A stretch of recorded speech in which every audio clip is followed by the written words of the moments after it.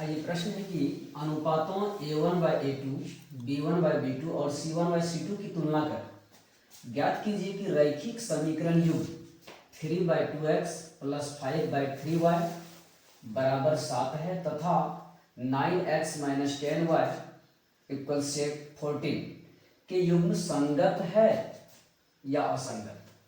तो पहले हमको ये जानना पड़ेगा कि संगत के लिए क्या शर्त होता है, असंगत के लिए क्या शर्त होता है। तो देखिए, जब a1/a2 नॉट इक्वल b1/b2 होगा तो ये संगत हो जाता है, संगत होता है। a1/a2 इक्वल b1/b2 और इक्वल c1/c2 अगर तीनों बराबर होता है तब भी ये क्या होगा, संगत होता है। ठीक है, a1/a2 बराबर b1/b2 और बराबर नहीं होगा अगर c1/c2 तब ये असंगत हो जाता है, असंगत। तो कहने का मतलब ये दोनों शर्त में संगत हो जाएगा, ये असंगत हो जाएगा। तो आपको यही चेक करना है कि समीकरण युग्म संगत है या असंगत। तो देखिए यहाँ पर दो समीकरण हमारे पास पता है, एक है 3/2x + 5/3y = 7, इसको समीकरण फर्स्ट मान लीजिए। ठीक है, दूसरा आपके पास है 9x - 10y = 14, ये समीकरण नंबर 2 है। ठीक है, अब आपको a1 b1 c1 निकालिए। इसमें a1 b1 c1 होगा, इसमें a2 b2 c2 होगा। मतलब समीकरण फर्स्ट में सभी 1 होगा और समीकरण सेकेंड में सभी 2 हो जाएगा। तो देखिए a1 निकालना है तो x को हटा के देख लीजिए, जो बच जाता है a1 हो जाता है, y को हटा दीजिए तो ये b1 हो जाता है, अचर पद c1 हो जाता है। इसमें दूसरा में जाइएगा तो x को हटा दीजिए तो a2 हो जाता है, y को हटा दीजिए तो b2 हो जाता है और अचर पद c2 हो जाता है। ठीक है, लिखिए क्योंकि a1 कितना है तो इसमें से x को हटा दीजिए, क्या बचता है 3/2 बचता है, तो 3/2 आपका a1 हो जाता है। कोमा दे दीजिए, b1 निकालना है तो b1 आपका क्या हो जाएगा, y को हटाइए, क्या बचता है 5/3 बचता है, 5/3। c1 आपका अचर पद है 7 है। इसी प्रकार a2 देखिए, इसमें x को हटाइए, क्या बचता है 9 बचता है, तो 9a2 हो जाता है। b2 निकालना है, y को हटा दीजिए, क्या बचता है -10 बचता है, तो -10 हो जाएगा।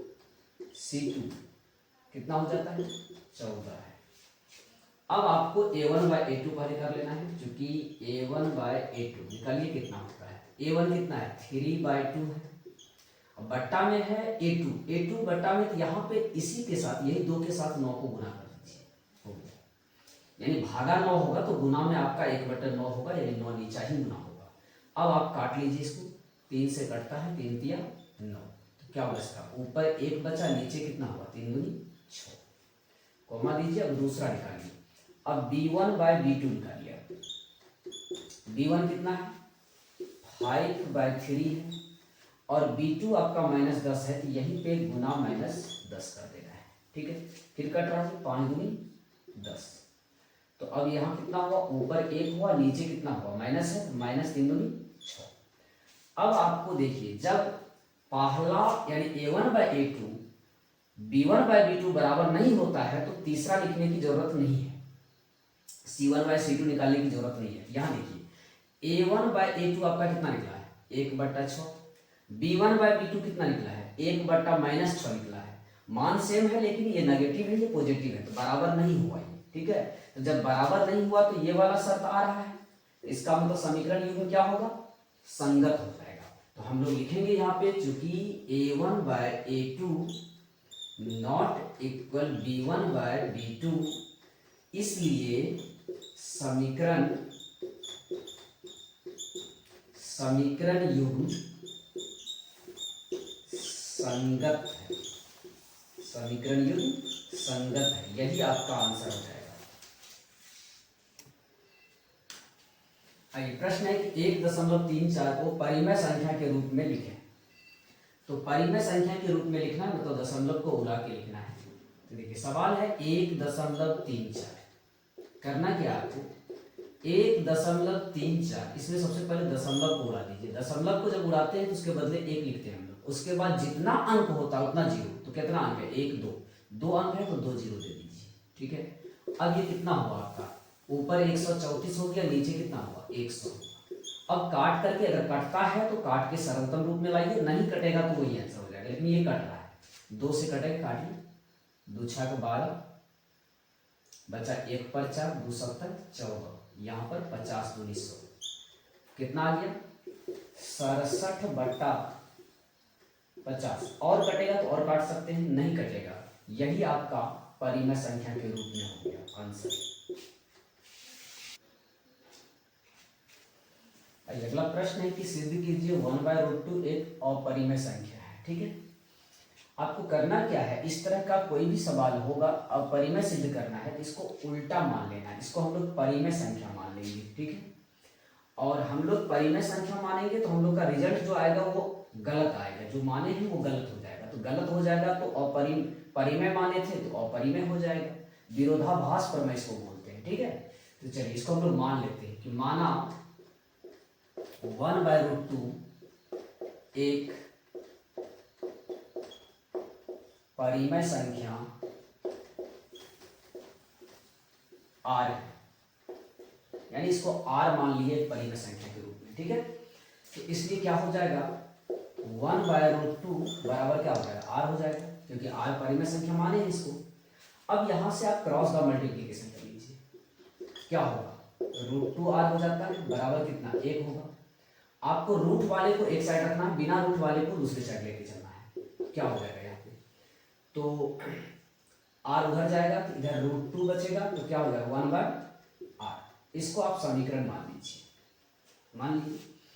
अब यहाँ पर आपको देखना क्या है, एक परिमेय संख्या है, r भी परिमेय संख्या हम लोग माने हैं, तो परिमेय संख्या को परिमेय संख्या से भाग देने पर, जोड़िए चाहे घटाइए, गुना कीजिए, भाग कीजिए, कुछ भी कीजिए, परिमेय संख्या ही प्राप्त होता है।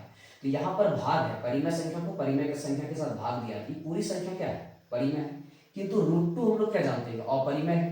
तो अपरिमेय संख्या कभी भी परिमेय संख्या के बराबर नहीं होता है, तो इसलिए हमारा मानना क्या हो जाता है, यहाँ पे गलत हो जाता है। तो गलत हुआ तो हम लोग परिमेय माने तो अपरिमेय हो जाता है। तो यही बात हम लोगों को लिखना है, लिखेंगे चूंकि 1 तथा r एक परिमेय संख्या है, इसलिए 1/r एक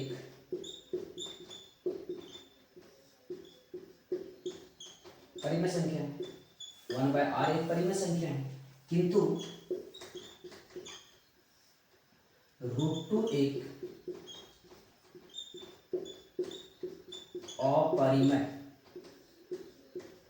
अपरिमेय संख्या है। इसलिए समीकरण फर्स्ट से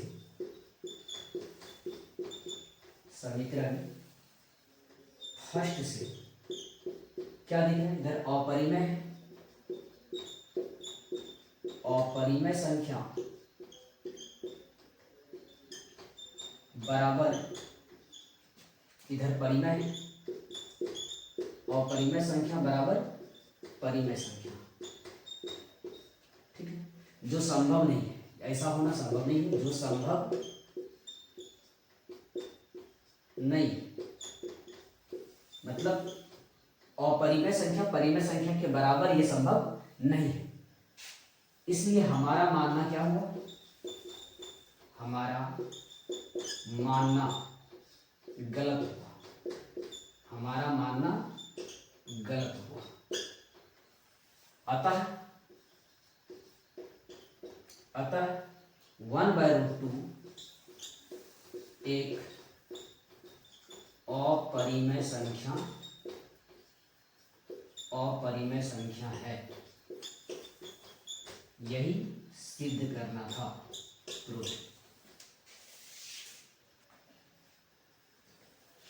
ठीक है, प्रश्न है कि 2x² - 6x + 3 = 0 के मूलों की प्रकृति ज्ञात कीजिए।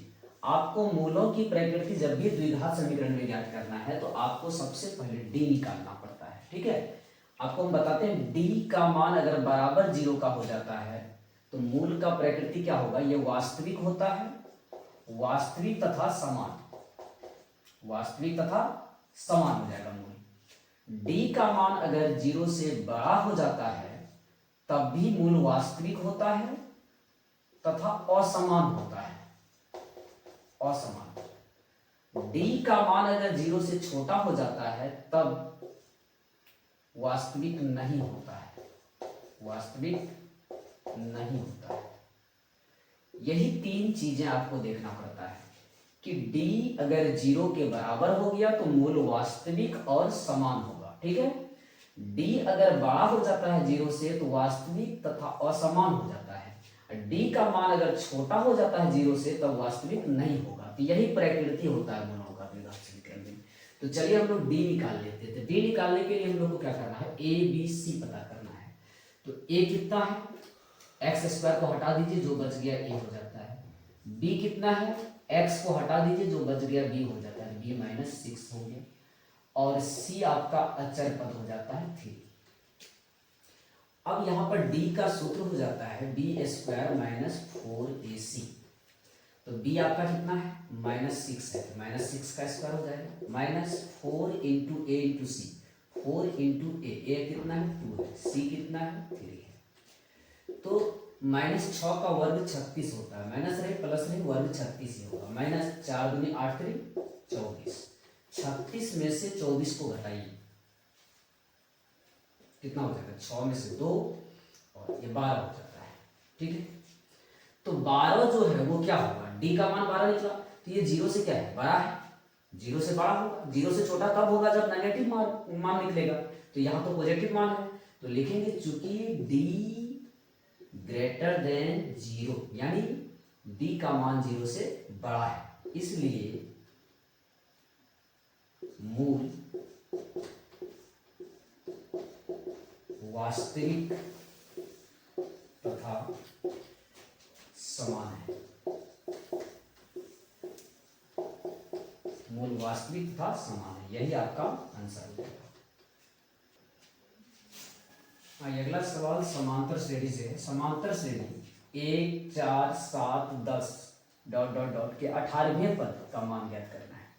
तो देखिए 18वें पद ज्ञात करना है, तो 18वें पद का मतलब हुआ a18। तो देखिए यहाँ पर प्रथम पद ए हो जाएगा, तो आपको लिखना है, दिया क्या है वो लिख लीजिए, दिया है ए का मान दिया है, प्रथम पद ए हो जाता है, 1 दिया है। डी आपको कितना दिया है, डी का मतलब सार्वंतर, दूसरा में से पहला घटाइए या तीसरा में से दूसरा घटाइए या चौथा में से तीसरा घटाइए, डी निकल जाएगा। तो 4 में से 1 घटा दीजिए, कितना बचता है, 3d हो गया आपके पास। 18वें पद का रहा है, तो इसका मतलब a18 निकालना है। इसका सूत्र हो जाता है a + 17d। सीधा दिमाग में रखना है कि जितना यहाँ पे n रहेगा उससे एक कम d लिखना है, ठीक है। तो 18वां पद निकालना, a + 17d कर दीजिए। a आपके पास 1 है, 17 गुना d का मान 3 है, तो कितना होगा, 1 + 17 या 51 हो जाता है, 51 में 1 जोड़िए 52। यही आपका आंसर हो जाता है 18वां पद 52। ये प्रश्न है कि साइन थीटा का मान दिया है 12/13 हो तो कॉस थीटा और टेन थीटा का मान ज्ञात करना है। देखिए जब आपको यहाँ पर दिया हुआ थीटा और यहाँ पर भी दोनों जगह थीटा सेम हो तो आपको त्रिभुज नहीं भी बनाइएगा तो चल जाएगा। तो यहाँ पर आपको दिया क्या है वो लिख लीजिए पहले। दिया है साइन थीटा बराबर कितना, 12/13। तो साइन थीटा का सूत्र क्या होता है, साइन थीटा का सूत्र हो जाता है P/H, ठीक है। तो अब सामने देख लेना है, P का मान कितना है 12 और H का मान कितना है 13। तो इसलिए हम लोग P बराबर 12 कुछ अचर लेंगे, 12 के लिए लेंगे, ठीक है। इसलिए कि यूनिट नहीं है, यूनिट रहता है तो हम लोग नहीं लेते हैं। और H आपका कितना है 13 के। आपको सबसे पहले क्या निकाल लेना है, B निकालना है, B1। B कहाँ से निकलेगा, तो पाइथागोरस प्रमेय से। यहां पर आपको पाइथागोरस प्रमेय लगा देना है, पाइथागोरस प्रमेय से। क्या कहा था पाइथागोरस, h² बराबर p² जोड़ b², यही बोला था। h कितना है 13 के का स्क्वायर कर दीजिए, p कितना है 12 के का स्क्वायर कर दीजिए, प्लस बी नहीं मालूम तो बी स्क्वायर रहेगा। तो 13 का वर्ग 169 होता है, 169 के स्क्वायर हो जाएगा।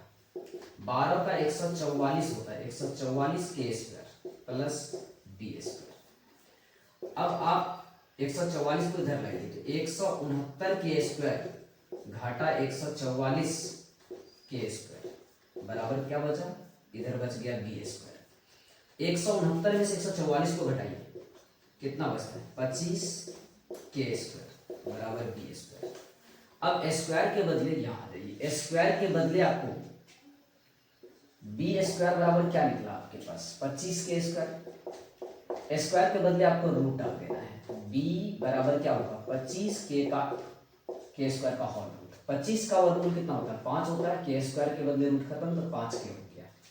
तो आपके पास अब तीनों चीज पता हो गया, पी भी पता है, बी भी पता है, एच भी पता है। तो अब आप निकाल दीजिए कॉस थीटा। इसलिए कॉस थीटा बराबर सूत्र हो जाता है बी बटा एच। बी कितना है आपके पास अभी निकाले 5 के, एच कितना है, एच यहाँ पता है आपको 13 के, तो यहाँ पर 13 के और के कैंसिल हो जाता है तो 5 बटे 13, एक ये हो जाता है। दूसरा आपको निकालना है टेन थीटा, तो टेन थीटा का सूत्र होता है पी बट्टा बी। पी आपके पास कितना है, पी यहाँ पर 12 के है तो 12 के लिखिए। अब बी कितना है, बी अभी निकाले 5 के, तो के और के यहाँ से कैंसिल, क्या बचा 12 बट्टे 5। यही आपका क्या हो गया आंसर हो गया।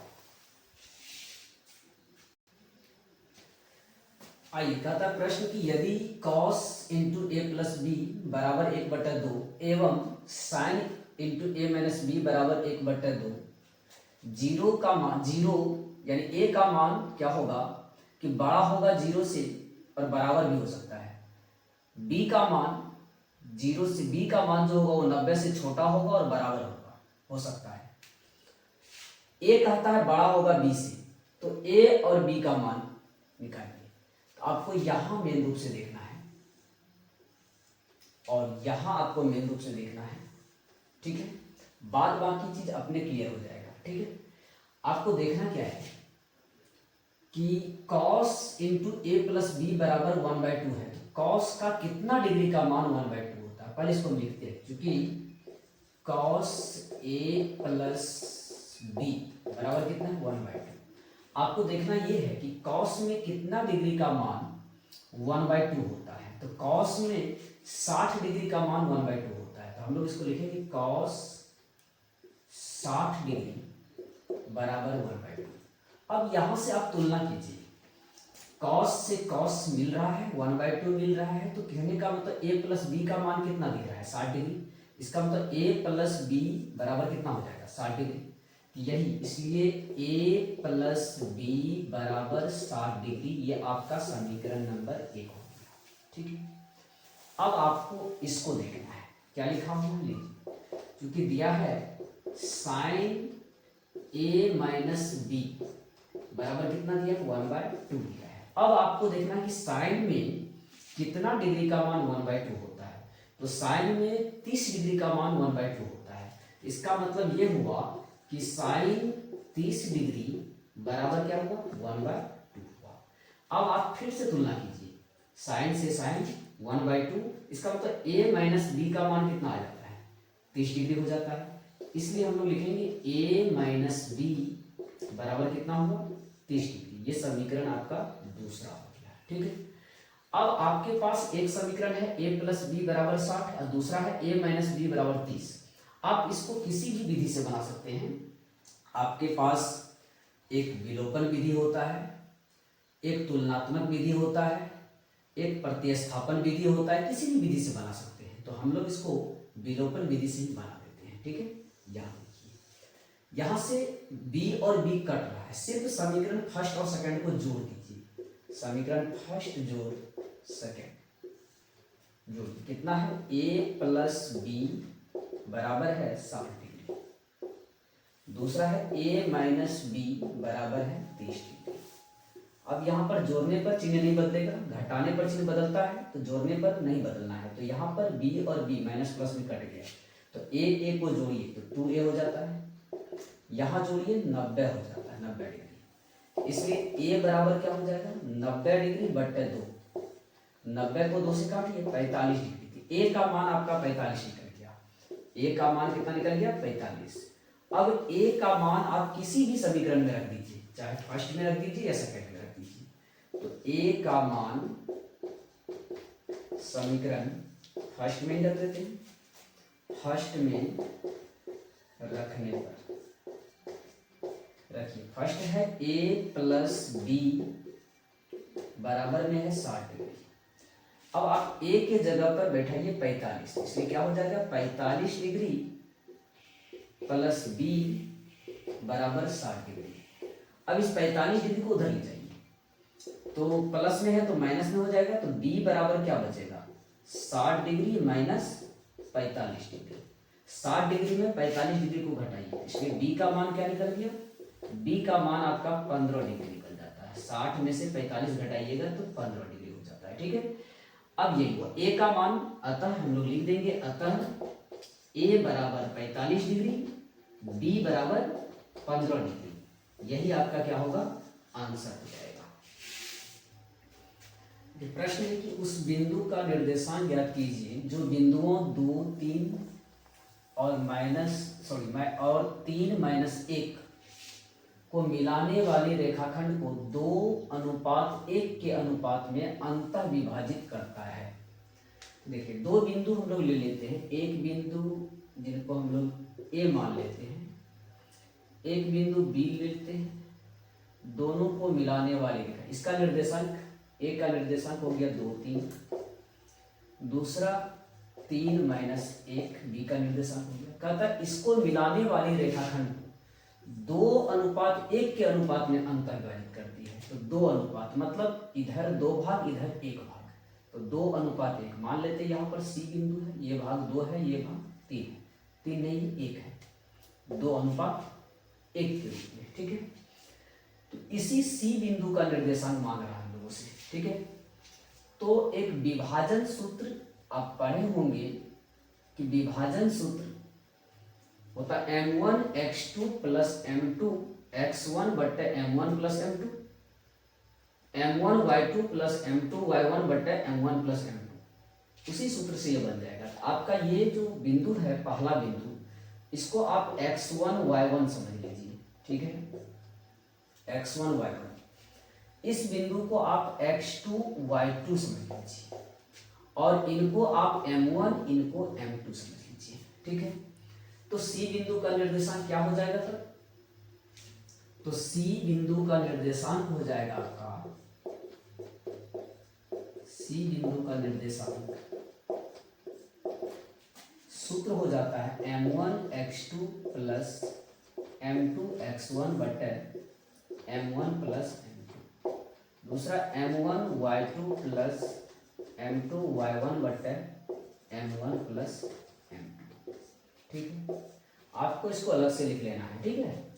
तो कितना हो जाएगा, m1 कितना है 2, m1 गुना x2, तो इसका मतलब 2 गुना x2, x2 आपका ये हुआ 3, तो 2 गुना 3 प्लस m1 आपका 1 है, m2 1 है, तो 1 गुना x1, x1 कितना है 2 है, बटे m1 प्लस m2, मतलब ये हुआ m1 2 है, m2 1 है, कॉमा दीजिए, फिर लिखिए m1 2 है, और y2 देखना है आपको, y2 कितना है -1 है, प्लस m2 1 है, y1 आपका कितना है 3 है, बट्टा क्या हो जाएगा 2 प्लस 1, m1 प्लस m2 कितना हो जाएगा, 3 दूनी 6 प्लस 2 गुना 1 2 हो जाएगा, अब बट्टे 2 1 3, यहाँ आ जाइए, 2 गुना -1 कीजिएगा तो -2, और 3 गुना 1 कीजिएगा 3 हो जाएगा,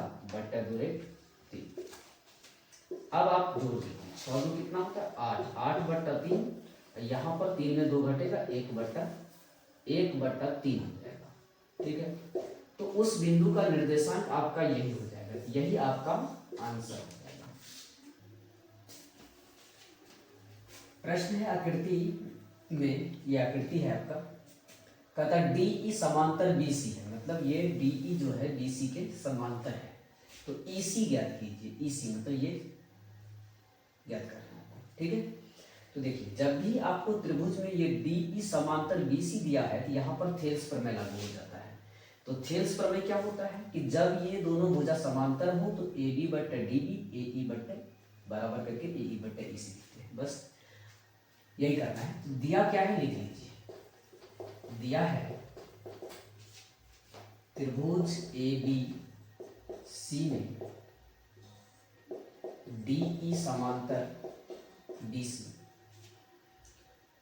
AB दिया है आपको कितना 1.5 cm, DB आपको दिया है 3 cm, AE मालूम है कितना 1 cm, EC ज्ञात करना है, EC वाट। तो DE समांतर BC दिया है इसलिए क्या हो जाएगा थेल्स प्रमेय से। तो जब ये दोनों भुजा आपका समांतर दिया रहे तो ये दोनों भुजा का जो अनुपात होगा, यहाँ जो प्रतिच्छेद कर रहा है इसका अनुपात और इसका अनुपात बराबर होगा, यानी AB बटे DB बराबर होगा AE बटे EC, यही है थेल्स प्रमेय। तो AB बटे DB बराबर हो जाएगा AE बटे EC। तो AD आपको कितना पता है, AD आपको 1.5 पता है, DB आपको 3 पता है, बराबर AE 1 मालूम है, EC नहीं मालूम है, EC को EC ही लिखिए, ठीक है। अब यहां से आप दशमलव उड़ा दीजिए तो यहाँ 0 आ जाता है, तो क्या आ गया आपका 15/30 हो जाता है, बराबर क्या होता है 1/EC हो जाता है। 15 से इसको काट दीजिए, 2 मतलब कट जाता है, क्या आ गया आपके पास। अब आपके पास क्या आया 1/2 बराबर 1/EC। तो EC का मान क्या निकल गया आपका, क्रॉस मल्टीप्लाई कर लीजिए, EC गुना 1 EC हो जाएगा, EC बराबर क्या होगा 2, यही 2 cm आपका क्या हो जाएगा आंसर हो जाएगा।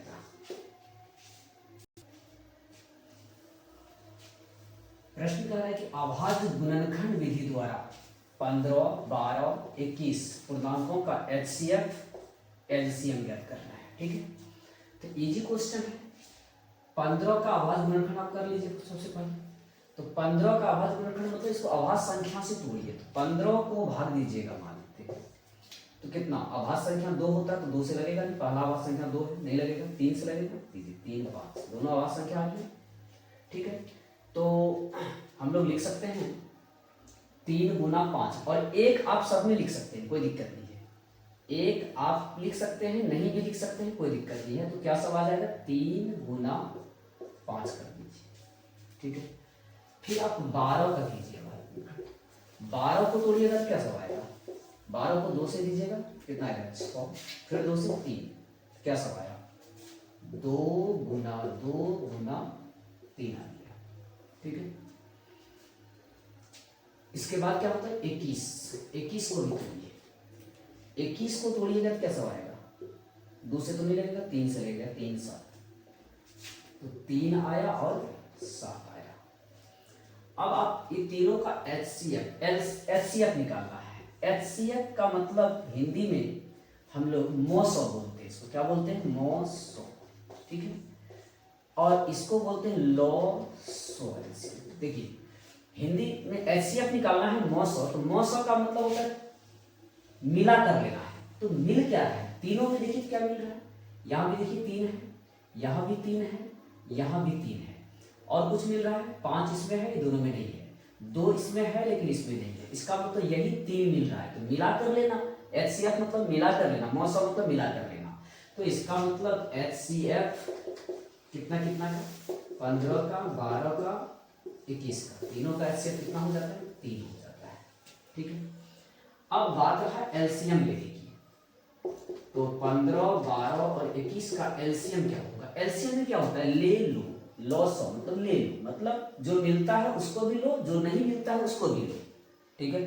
तो तीनों में 3 मिलता है तो 3 तो आप ले लिए, तो 3 आ गया। अब बचा क्या, 2 को 2 यहाँ बचा है तो 2 को 2 लिख लीजिए, एगो 5 यहाँ बचता है, ये भी 5 ले लीजिए। यहाँ एगो 7 बचता है, ये भी 7 ले लीजिए और सबको गुना कर दीजिए। कितना हो जाता है तो गुना कीजिए। तो 2 दूनी 4 पंचे 20, 20 दिया कितना होता है 60 और 60 को गुना कीजिए 7 से, 7 छक 42, 420। यही आपका, ये आपका लॉस हो जाएगा, ये आपका सॉरी ये आपका एचसीएफ होगा 900 और ये आपका लॉस। यही आपका आंसर होगा। ये कह रहा है बगल के चित्र में पी ए पी बी वृत्त की स्पर्श रेखाएं हैं। यहाँ पी ए पी बी 2 स्पर्श रेखाएं हैं तथा ए पी ओ यहाँ पर 30 डिग्री का है, 30 डिग्री कोण है। तो कहता है ए ओ बी ज्ञात करना है। तो ए ओ बी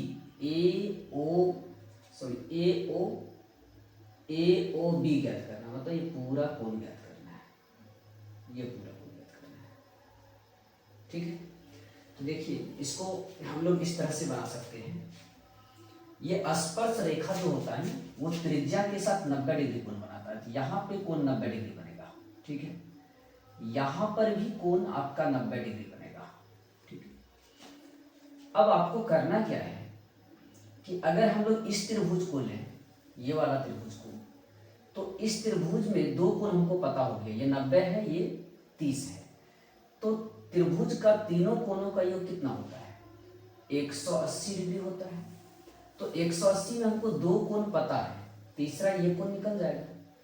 ये जितना निकलेगा उतना ही ये भी निकलेगा। क्यों निकलेगा? क्योंकि ये दोनों त्रिभुज आपस में सर्वांसम होते हैं। ठीक है, तो जितना ये निकलेगा उसका दुगुना हो जाएगा ये पूरा कोण। ठीक है, पहले इसको निकाल लीजिए। तो दिया क्या है पहले वो लिख लीजिए। दिया है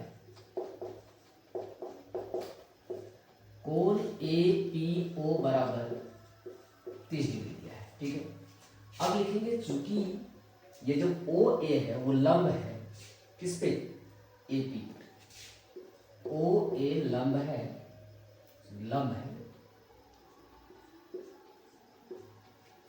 ओ ए लंब है ए पी, इसलिए कोण ओ ए पी बराबर हो जाएगा 90 डिग्री। अब आप त्रिभुज ले लीजिए, त्रिभुज ए ओ पी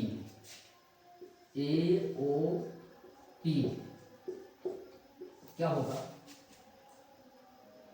तीनों कोण को जोड़िए। कोण ओ ए पी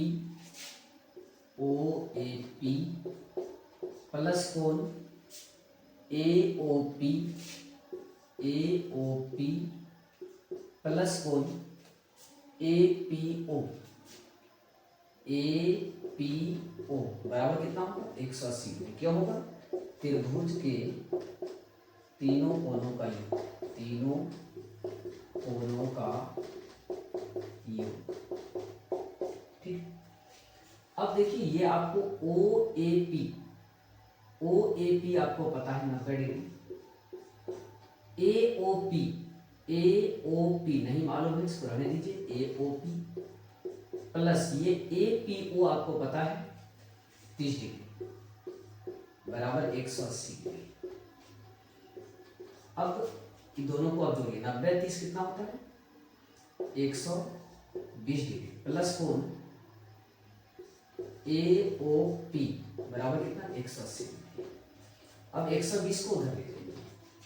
कोण ए ओ पी बराबर कितना हो जाएगा 180 डिग्री घाटा 120 डिग्री। तो कोण इसमें कोण ए ओ पी आपका निकल जाता है 60 डिग्री। ठीक है, अब ए ओ पी 60 निकल जाता है, यानी ये कोण आपका 60 हो जाता है। तो ये कोण भी क्या होगा 60 ही होगा। तो हम लोग पूरा कोण निकालना है, इसलिए कोण ए ओ बी बराबर हो जाएगा 2 इंटू कोण ए ओ पी। तो 2 गुना कितना है 60 डिग्री होता है, 60 गुनी 120 डिग्री। यही आपका क्या हो जाएगा आंसर हो जाएगा।